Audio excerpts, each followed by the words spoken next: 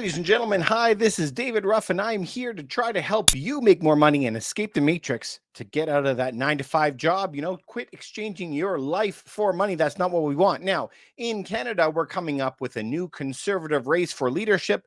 But what does that mean for housing? What does this mean for the future of our portfolios? How can we look at it from our own side so that we can make an informed decision?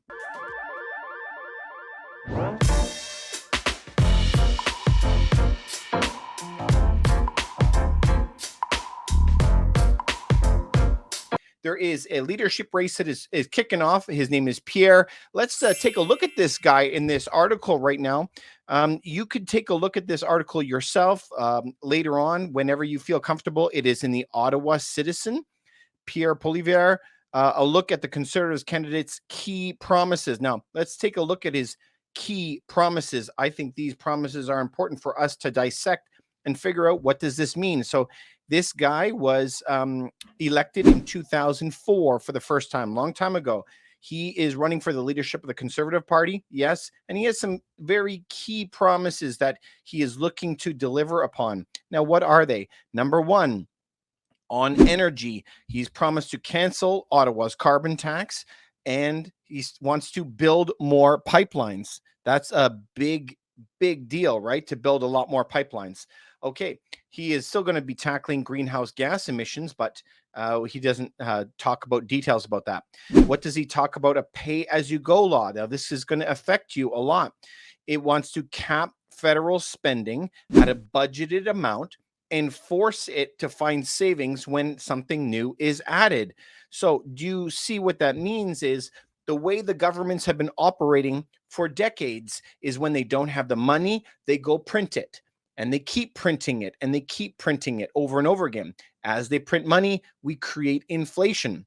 So he's saying you have to cap how much is borrowed, how much they can create, and you have to go cut something else if you want something.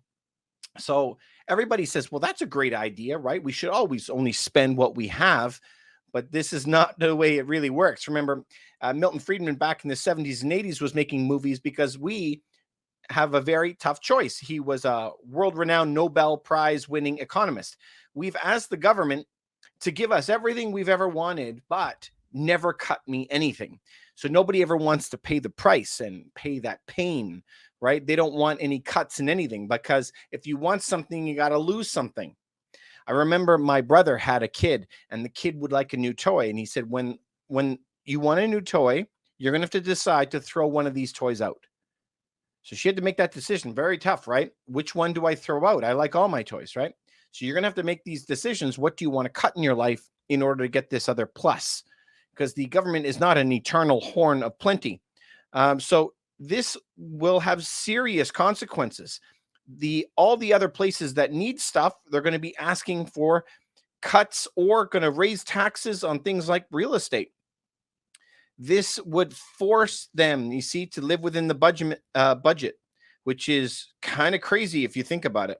All right, so he also wants to promote free speech, withhold federal funding to institutions that don't commit to doing so. So that could be a big deal. So that's all universities could lose out some of their funding.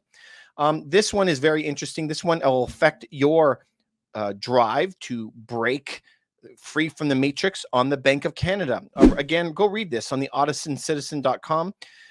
They want to subject the central bank to the federal auditor general. Now, this hasn't happened before. And notice, secondly, he promises to ban its proposed digital currency. Whoa. Okay. So how could you put two such monster things one after the other? Okay. Number one, subjecting them to an audit. Whoa. Okay. So you can't just go and print money as much as you want. You're going to be forced not to create anymore. Now, the central bank creates money. Yeah. But they're not the ones spending it. So it's kind of like a roundabout way, because the government's the one spending it, and the central bank's got to print it. They got to come up with that money and create it. So it's kind of a roundabout way of saying it, but if they are subject to the auditor general, there's going to be reports on how much they can spend. So he's trying to limit it two ways. He's going to, number one, do the pay as you go at the government, which is what they're going to call fiscal policy, how much money they will spend. And then the monetary policy is the Bank of Canada also being subject to the Governor General about how much money they can print, both ways. And the second monstrosity of a thing, ban digital currency that it has planned. So stop thinking about, you guys, will it come, will it not come? There's over 90 countries right now looking into a central bank digital currency, and Canada and the United States are right up there on the list. And so any country that is going to have a monopoly on their money is not going to like crypto. Any country that has their own type of crypto, their central bank digital currency, is not going to like Bitcoin and Ethereum, which goes exactly to what I've been saying forever. There's two types of taxation in the world, and one is you tax on usage. So instead of going and paying taxes at the till when you check out, instead of paying just 13% or something, you're going to be paying 25%, like some countries like Cayman Islands. That's usage. Or you get taxed on your income tax, how much you make. So almost every single country that taxes on income, I expect them to ban things like Bitcoin and Ethereum or have a lot of oversight on it. But he is saying that he wants to ban central bank digital currencies. So why does he feel that central bank digital currency is something that is wrong? And it all comes down to Ethereum in my books. The difference between Bitcoin and Ethereum is quite large. Bitcoin is like a collector's item, right? Something that's rare, that doesn't exist very much on Earth.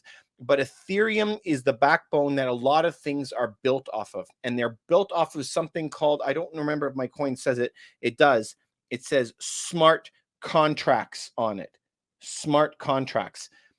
So when I send a Bitcoin to somebody, imagine that I'm just giving a loonie to somebody or a dollar, and I get my item. It's a very one-sided transaction. Ethereum has a lot of if conditions.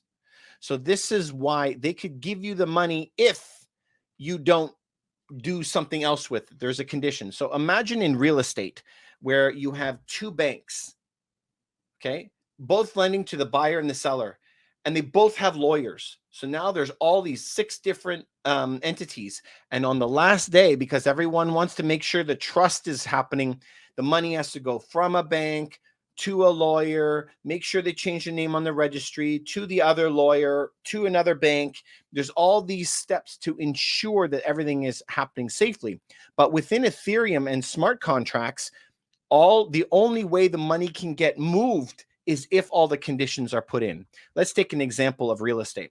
I want to buy real estate and I want to sell real estate. So the deed has to go from here to here. And then we have on this side, we have the money that has to go from here to here. That's all the real estate transaction really is.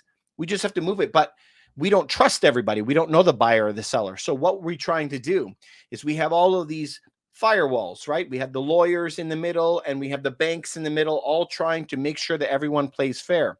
But Ethereum acts like the granddaddy in this whole thing, that you could send the deed into Ethereum. You could send the money into Ethereum, and only if all the conditions are satisfied will the program redistribute the things that you need. It's possible that this could take away a lot of jobs in the future. It's possible. I don't know how it's going to go. But just imagine what I'm saying now about the conditions put on it. The way that a government could make money, notice I'm saying could. I'm not saying that they ever will. I'm not saying that they could have bad motives, but they could say that all the money that you get paid has to be paid in a central bank digital currency, like a Canadian coin, let's call it. So if a Canada coin comes in your bank account, they might be able to say you can only eat this much meat, or you cannot buy as much alcohol, or you can't use as much oil, you can't buy as much gas, or they could start putting conditions on the money that you have. So today, me and you will walk around, we'll have $1 in our account, and what can you spend it on? You can spend it on whatever you want. But the way that central bank currencies are built with smart contracts on it, there could be an if. There could be, You cannot spend the money more than 10 kilometers from your home. Let's say if there was a lockdown, or they could say all kinds of things. The money would not be cashable if. Now, please be clear. I am not saying that this is a possibility, that it's going to happen. Okay, I'm not saying for sure it's going to happen, but I'm saying that power will rest with any government that has a central bank digital currency. And so that is the fear. That is the fear, is would somebody somewhere down the line abuse that power that they have? So that is why he is trying to ban central bank digital currencies, just so that you understand that part. Okay, now let's get back to this article. What are his key promises? Now, this is a tough one. On housing, he says he would force cities such as Toronto, where I live, and Vancouver to increase new home building by 15%. Under threat of losing federal funding. So, it's easy to say that I want you to build more, but it's not the city that builds the houses, right? It is the builders. So how would they incentivize the builders? Maybe give them really fast permits, maybe giving them extra incentives to build. He's also saying that he will give $10,000 to each municipality for every home that is built and converted into affordable housing. Okay, that might not be enough to swing investors to go and build that, but it might be. I don't know. But his point is that he wants to try to tackle the housing problem in the places where it is the most stressed. Now, we are seeing price drops in Vancouver, Toronto, in Canada. They're the highest cost of homes in the country. So they're experiencing the biggest drops in prices. If we go and look in the US, whether you're in like New York or LA or something, they're the highest, most expensive homes, and they're dropping the most. It doesn't matter what country you're in. It's always the same rules. So this is the new guy who's proposing to come in. He's coming in for the conservative government. If they do come in, there's going to be a lot of changes. Every time that a government cycles in and out, there are a lot of changes. And there's also in Canada, very different from the US, we have a majority and minority government. So that could change a lot of things too. Anyway, this is the platform that he's trying to run on. I'm wondering, do you think he's going to win? Do you think he's going to win? I'm not really sure if he's going to win. I don't think so. But what do you think? Is he going to win? And is this platform that he's running on something that you would support? Anyway, I'd love to know what you think.